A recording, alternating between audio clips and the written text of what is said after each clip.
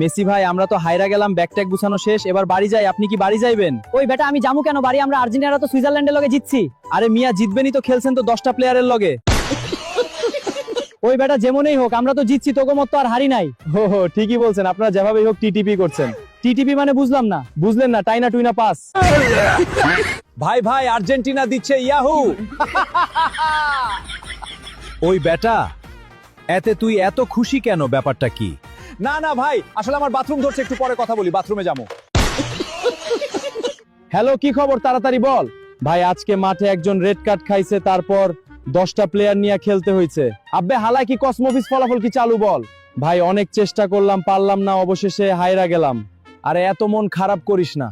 10 জন খেলোয়াড়, 16 জন খেলোয়াড়কে 112 মিনিট পর্যন্ত আটকায় রাখছিলি, সেটাই তো অনেক কিছু।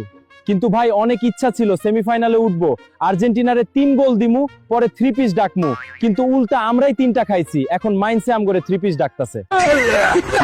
হায়রা আমার কাছে দুঃখ করস? আরে বেটা আমি নিজেই তো হায়রা, এখন রাস্তাঘাটে ডেন্ডি খায়া ঘুরে বেড়াই।